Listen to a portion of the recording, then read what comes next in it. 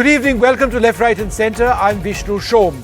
Relations between India and Canada are now in a deep freeze after the tit-for-tat expulsion of diplomats following allegations by the Canadian Prime Minister of an alleged Indian hand in the death of the Khalistani extremist Hardeep Singh Nijjar.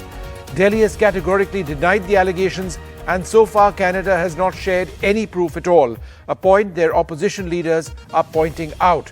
Significantly, New Delhi has issued a stern travel advisory a day after Canada updated their advisory for travel of their citizens to India. India's message for Indian nationals in Canada is clear: exercise utmost caution. There are growing anti-India activities in Canada. At half past the hour, with the landmark Women's Reservation Bill clearing the Lok Sabha, we bring you the voices of a cross-section of leading Indian women, all non-political for a change, who speak about the significance of what has happened. But first, we'll begin with the latest as far as the travel advisories are concerned. After Canada's travel advisory, India has hit right back. We've issued an advisory for travel to Canada. The advisory says that Indian nationals should exercise utmost caution. It's an advisory which has been given to students. Remember, there are thousands of Indian students studying in Canada. India says that there are growing anti-India activities in Canada. This advisory has been issued after Canada warned citizens about travel to India in their advisory yesterday, which was essentially the same as it was earlier on, but some would suggest that the timing, no coincidence at all. Prime Minister Trudeau needs to come out with all the facts so Canadians can make a proper judgment on them. A strong statement from the Canadian opposition leader Pierre Poilievre after Justin Trudeau claimed India had a hand in the death of Hardeep Singh Nijjar, a Canadian citizen who Delhi has identified as a long-time Khalistani separatist. I think the Prime Minister needs to come clean with all the facts. We need to know all of the evidence possible so that Canadians can make judgments on that. I think we need to see more facts. The Prime Minister hasn't provided any facts. He provided a statement, and I will just emphasize that he didn't tell me any more in private than he told Canadians in public, so we want to see more information. We need to have the evidence that that allowed the Prime Minister to come to the conclusions he made yesterday. I would have to have more evidence to make a judgment on that. Poilievre's statement comes at a time when Canada's closest allies in the Five Eyes group have expressed concern at the allegations but have not issued any joint statement condemning Delhi. The White House has said, "We are deeply concerned about the allegations referenced by Prime Minister Trudeau earlier today. We remain in regular contact with our Canadian partners." The British Foreign Secretary has said, "All countries should respect sovereignty and the rule of law. We are in regular contact with our Canadian partners about serious allegations raised in the Canadian Parliament." Prime Minister Justin Trudeau, in his first remarks after his statement in Canada's Parliament, now says that he is not looking to provoke India. We are not looking to provoke or escalate.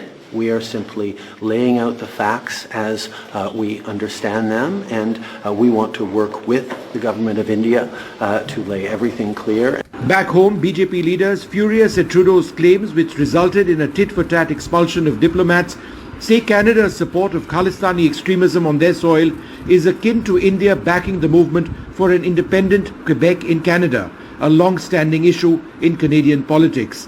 The BJP National Vice President Jay Panda has tweeted, "In the spirit of friendship with Canada, we in India must consider facilitating an online referendum on the Quebec independence issue in gratitude for their allowing Khalistani separatists to try the same on Canadian soil."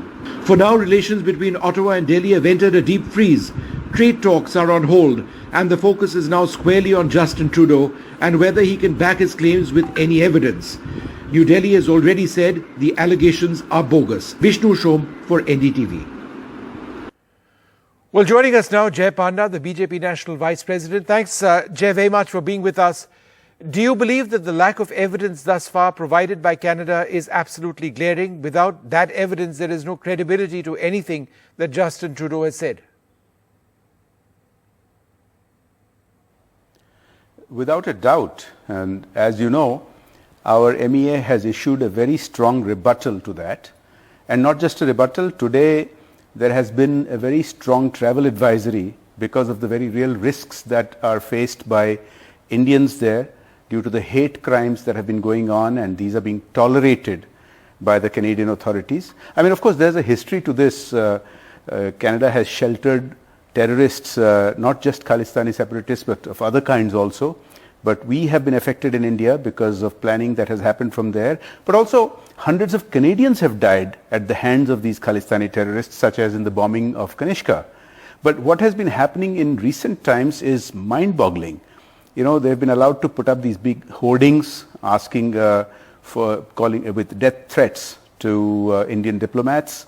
They've been threatening people. They've been threatening Indian Canadians who are there who don't agree with their very violent means and extremist positions.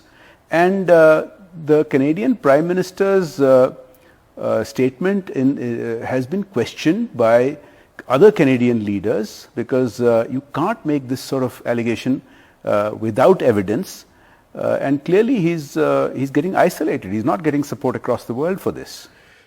You know, you tweeted, and of course sarcastically today, but I found your remarks interesting when you said that Canada allowing Khalistani extremists onto their soil, operating in the manner that they do, is akin to India allowing Quebecois secessionism, their leaders, to operate from India.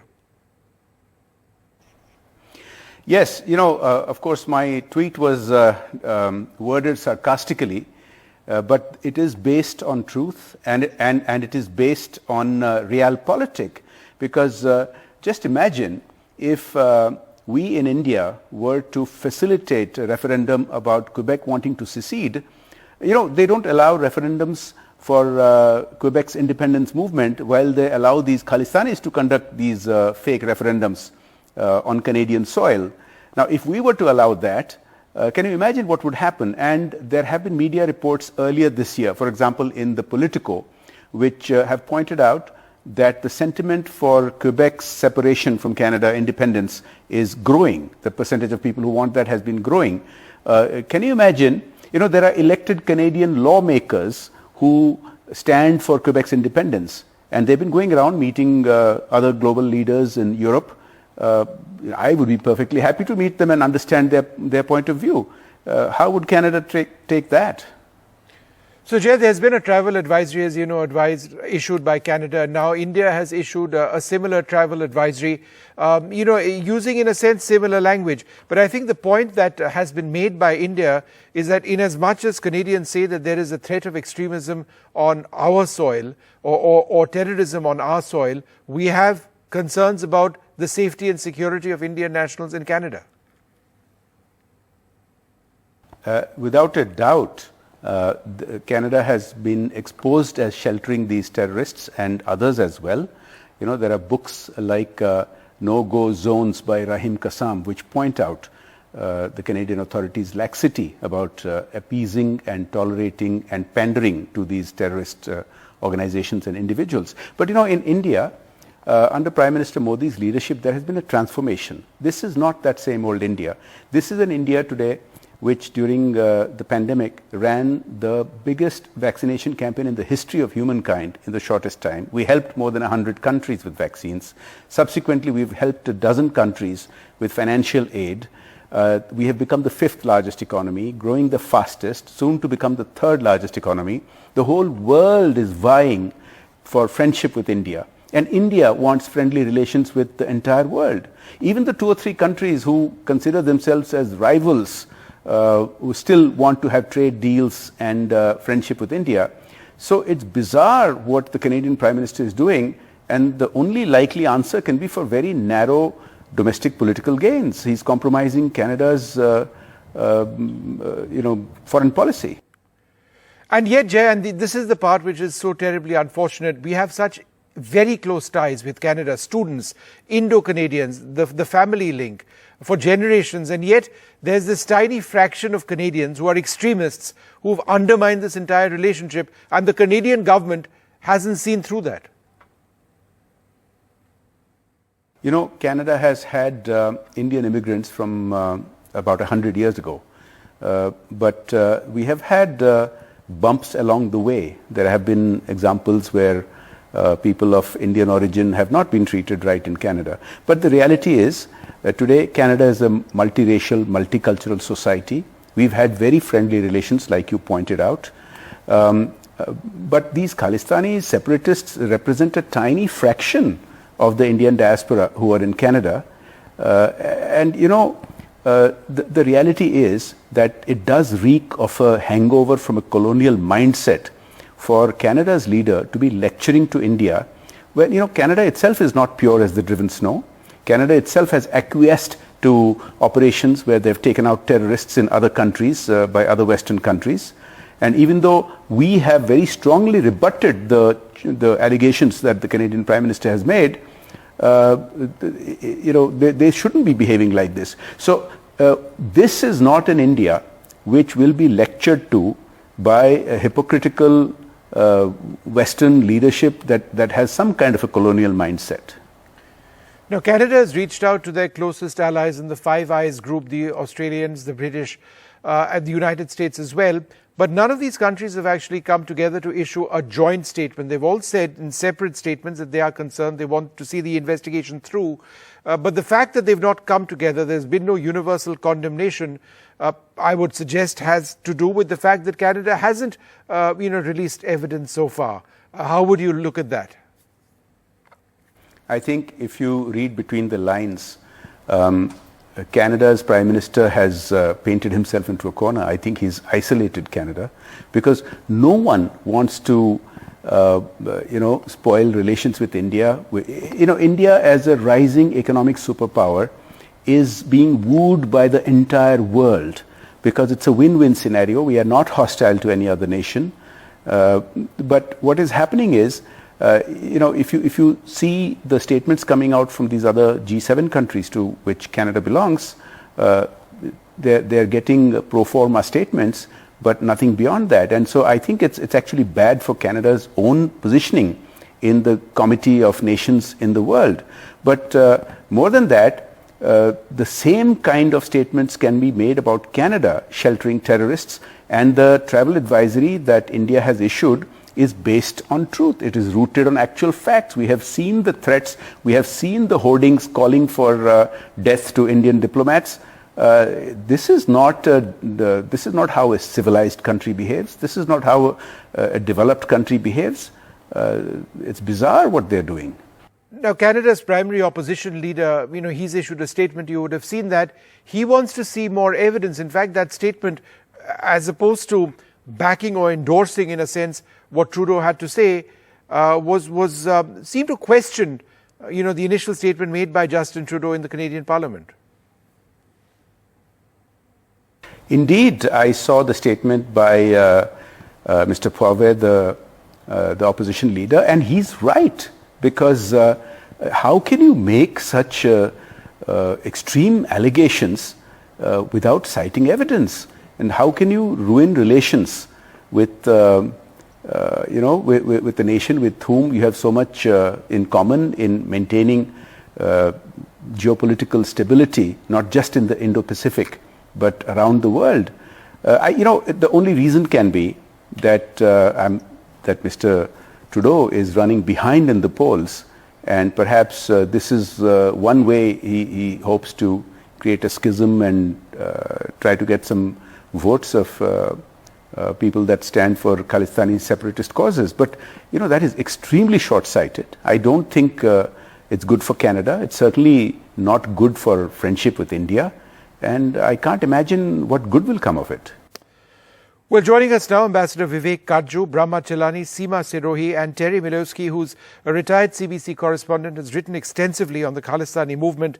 Ambassador Kajju, let me come to you first. There's international law which says that extra-territorial, assassinations, killings cannot take place. And of course, India has categorically denied our involvement in anything that's happened in Canada. But isn't it a bit rich for countries like Canada to be accusing India of these things when so many of their partner nations, and perhaps Canada itself, has been involved in activities, covert or otherwise, in other countries? For example, Afghanistan. I think let's leave the Afghanistan situation apart. The Canadian Prime Minister has made, even though he has hedged his language, a very serious allegation against us. Now, he has not backed it with any evidence. In a matter relating to a murder, which is a criminal act, there is a certain legal process. It is not a political process that is involved. It's a legal process. And if he suspected certain individuals, then the right thing would have been for Canada's legal process to move ahead, file whatever is their equivalent of a first information report, thereafter make investigations, criminal investigations, and then take the matter to a legal conclusion. Here we have a strange situation where the Prime Minister of Canada gets up in his parliament, and please note the words he uses. He says credible allegations. And then he says potential link. What does this mean? Yeah. It's neither here nor there. Yeah. And there is never in the history of independent India has any country apart from Pakistan, which is a rogue nation, accused India of carrying out extraterritorial acts of the kind the Canadian Prime Minister is hinting. Therefore, I think ab initio, the Prime Minister's move was incorrect. Now, one other point, Vishnu.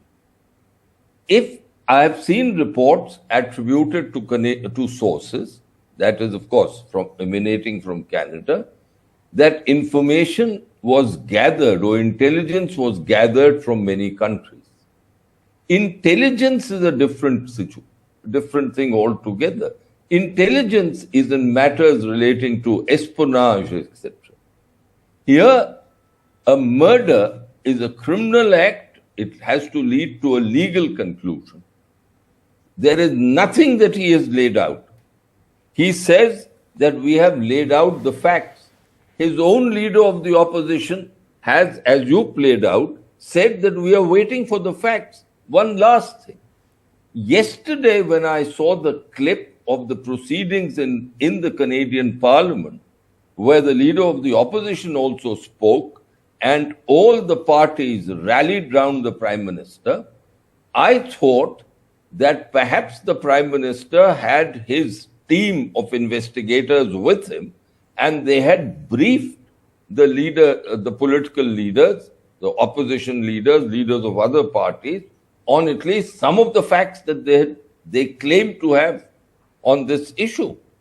But the leader of the opposition says that he had nothing except for this. Yeah, exactly. So it is unfortunate, and this is the last thing that I want to say to you, it is unfortunate that in Parliament, instead of calling out the Prime Minister, the leader of the opposition rallied round him. What is that message? What is the message that goes out to India? No, I get that. 1 second, Ambassador, let me just keep Canadian political class I get your point. Allegations. I just need to keep the strike rotating. Seema Sirohi, in just the last little while, the US, the National Security Council spokeswoman, has come out with a statement saying that this is a serious matter. We support Canada's ongoing law enforcement efforts. But the fact of the matter is that it's interesting that they say we support Canada's law enforcement efforts. As of now, this seems to suggest that Canada has not provided America, their closest ally, with the so-called overwhelming evidence that they claim to have. So, did Justin Trudeau not get ahead of himself? Because if this evidence had been provided to Washington, you wouldn't have had statements saying we support Canada's ongoing law enforcement efforts. Of course they would. Who wouldn't? Right. So the very fact that Prime Minister Trudeau wasn't able to get a kind of a joint statement from the Five Eyes countries reflects the fact that they're not comfortable with this, public statement that he made. Investigations apparently not complete, but on the point of whether they have the evidence or not, we just don't know. One would assume that Trudeau would not do this purely for domestic political reasons and must have something in his pocket. But if he doesn't, he's really wrecked the relationship, not just with India, but potentially with his Western partners as well. Because don't forget that when just earlier this year, when Chinese interference and that whole question came up in Canada, the opposition was hopping mad with Trudeau because he didn't share the information in time. He was forced to. So is he overcompensating by, going public on the India issue? We just don't know. So far, all he's got is boilerplate statements from other allies. All right. Terry Milewski, I think the larger picture over here about how this has actually gone on for decades in Canada is what we aren't talking about enough on this program. This extremism of Khalistani extremism in Canada has gone from strength to strength. It does represent a threat to Indian nationals. We're talking about Indian diplomats now, but Indian diplomats and their families have been threatened from the 90s onwards. Is this not a serious concern that Canada has just done nothing about? It is a serious concern, and there's no reason why Indians should not be concerned about it. It's been an extremely serious threat in Canada low for 40 years now, ever since even before the Air India bombing, the Kanishka bombing of 1985, going back to the time when Pierre Trudeau, as Justin Trudeau's father, turned Indira Gandhi down when she asked for the extradition of the man who later became the Air India bomber. We'd all be better off if Pierre Trudeau had said yes to that request. But the point is that in the present day, there is a very serious threat from the Khalistani movement, which has been normalized. It's been accepted as perfectly legal, no problem at all. You can put up posters glorifying the Air India bomber, for example. You can run a diorama, a reenactment celebrating the assassination of Indira Gandhi in 1984. You can run that through the streets of downtown Toronto, if you like. And you can put up these posters calling Indian diplomats killers and basically painting targets on their backs. All of that has been normalized, and it's a serious threat to peace and security in Canada. However, I draw the line at the idea that Canada is supposed to wade in and say you can't have a democratic referendum, even if it's completely devoid of any threat of violence. What is the Canadian police going to invade a Sikh temple, a Gurdwara, and say you cannot have a free vote on something you are peacefully exercising your right to have a vote?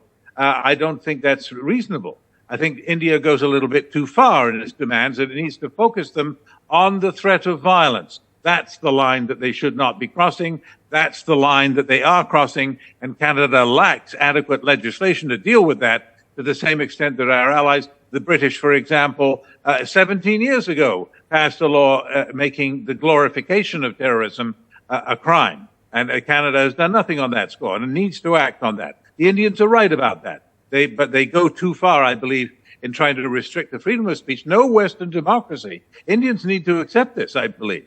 No Western democracy is going to abolish freedom of speech to please the Indians. It's not going to have, not a winning strategy for the Indians. In order to get around this crisis, first, two things need to happen. First of all, the Canadians need to come up to fill the gaping gap in the Prime Minister's presentation. I mean the complete lack of evidence. Bear in mind that evidence, lack of evidence is so complete that the police have said nothing about who shot Mr. Nijjar. They haven't even got the shooters, never mind who paid them. This is about who paid them, who was the hand behind that assassination. Was it just a gangland killing? Well, the two punks who shot him probably didn't even know who he was. It was a contract hit. It had all the marks of a gangland contract hit. Now, if that's the case and the police don't know who the shooters are, how do they know who paid them? How do they know who was behind this? So Justin Trudeau has a lot of work to do to save his own neck from embarrassment if he cannot come up with evidence in short order. And the other thing that needs to happen is the Indians need to play ball on the investigation. It's all very well to the Indians to point fingers, and I would support them on this, at Canada's indulgence and pandering to the Khalistani movement in Canada. All fine with me, but we need to see the Indians cooperate with the investigation in the way that Canada requires. What if the missing piece of evidence has gone back to India? What if there's somebody that the Canadians would like to interrogate who's gone back to India and the Indian government will not produce him? Well, now then things would start to look a little different, wouldn't they? And all of this talk of, rappers cancelling their concerts and travel bans and travel advisories and tit-for-tat expulsions of diplomats, all of that would seem like a distraction compared to that. So Prime Minister Modi needs to think about this. Both sides need to get out of the corners into which they have painted themselves and deal with the real issue. Who killed Nijjar? If it was not, if Trudeau is wrong, prove it. If he's right, prove it. All right. Brahmachalani, what is the likely international impact of this on India? A lot of the nations that Canada is speaking to also happen to be our closest allies of late. Well, first, the issue about Canada harboring terrorists and extremists is not just about India-Canada relations. It also holds implications for international security.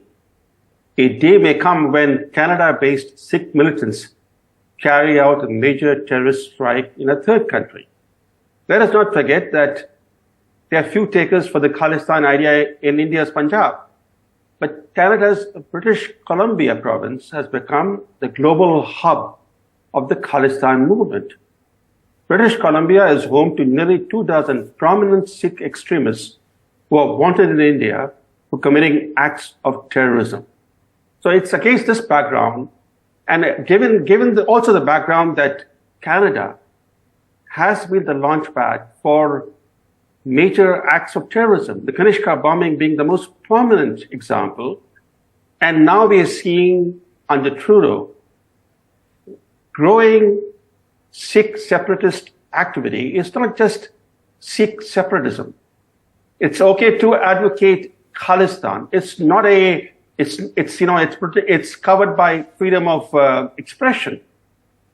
Even in India, the Indian government, for example, negotiates with separatists, be it in Nagaland, Manipur.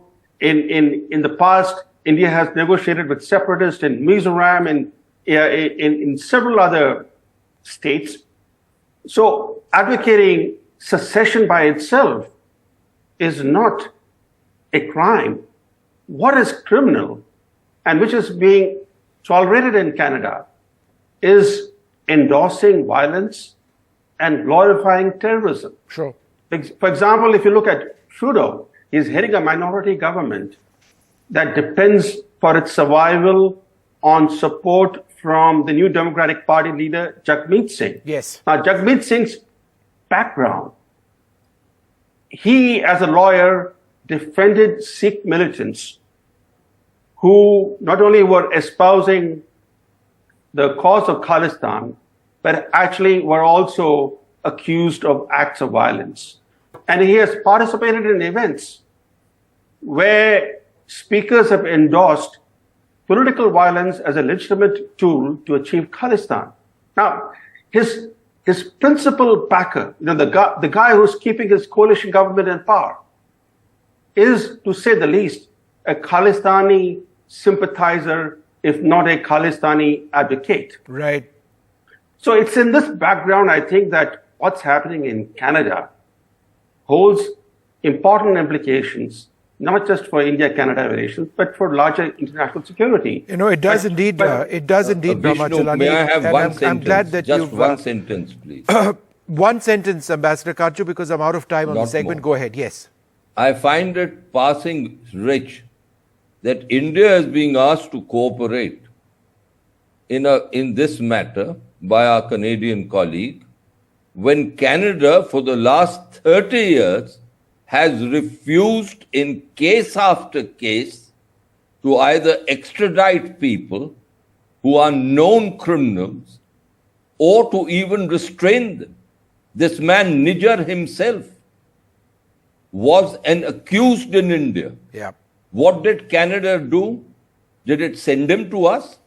So I think the Canadians, all Canadians need to do a great deal of introspection before asking India to cooperate. Where has there been cooperation from Canada for the last 3 decades and more?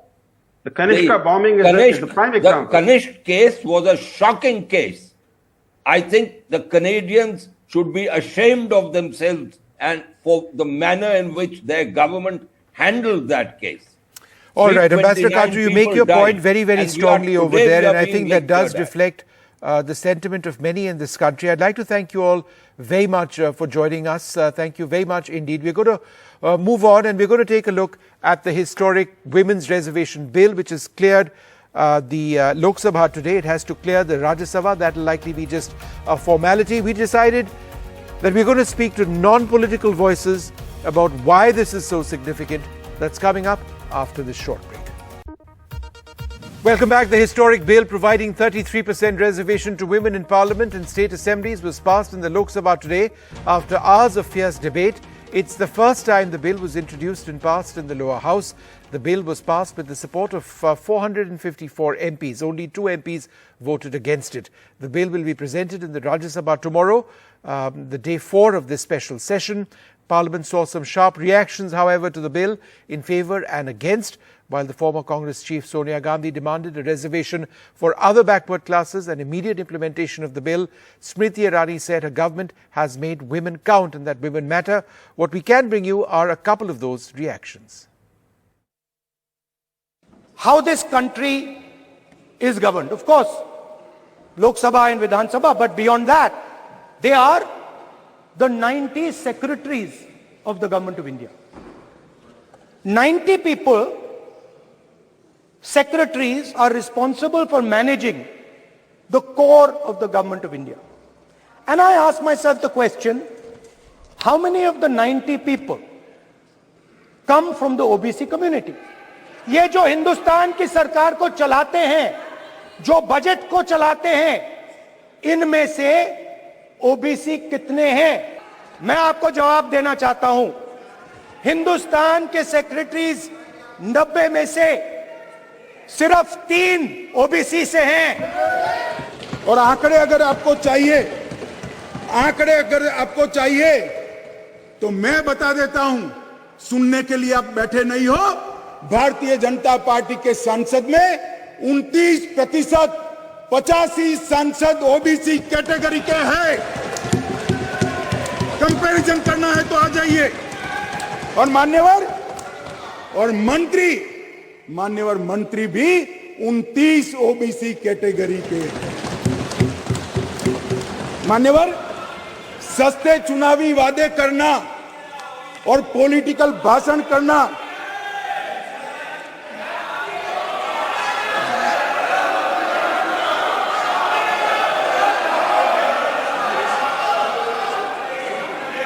दादा, नए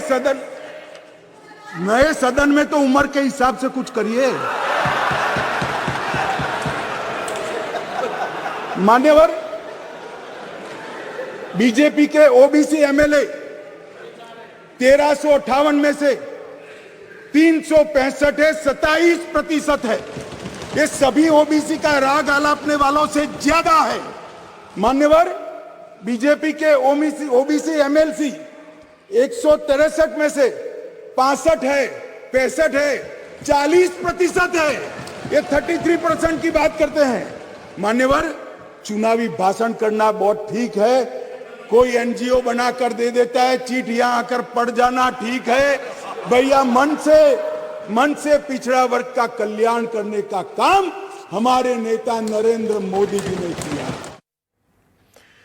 Well, we thought we'd move away from the politics to actually look at what this signifies for women in India. We are joined by a very special guest, Naina Lal Kidwai. Thanks, ma'am, very much for being with us. Do you believe that this is genuinely a red letter day for women's rights in India? I think so much cause for celebration, Vishnu, that we can actually finally see the path for women reservation. Now, I should just start by saying I was one of the folks, at least in terms of corporate board quotas and reservation, way back in the early 90s, that was really not for quotas, because I always believed that women would get there in their own right. And for those that got there in their own right, the fact that there was a quota sometimes detracted from the merit that went with their having made their own way. And that reservation or concern does remain. But I also know, and hence a convert to having quotas, is that it takes much too long. Look what happened with corporate boards in India.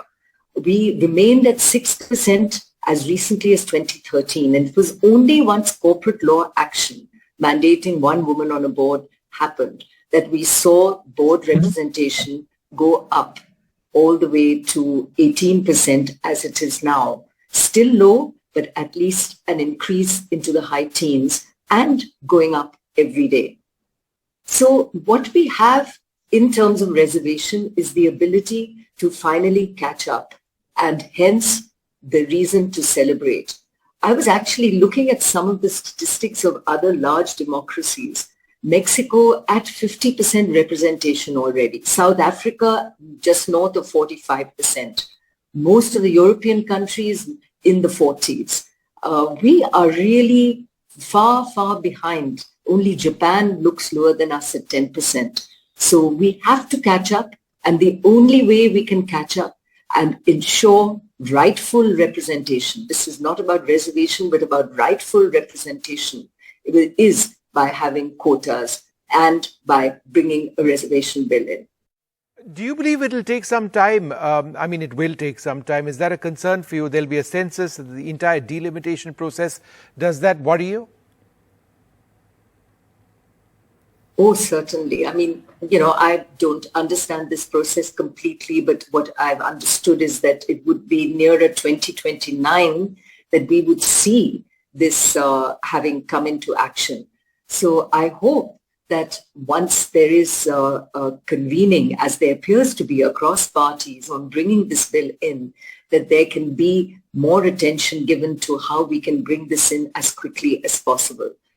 So yes, it is a very long pathway. Having said that, I think the work we must do to get to it should start right away. And by that, what I mean is the empowerment of women leaders, the training that may be required, the leadership at grassroots levels that exists, but giving them the confidence to stand, to win votes, to understand what that process is about. And equally for the law that is to be developed, to be one which is enabling.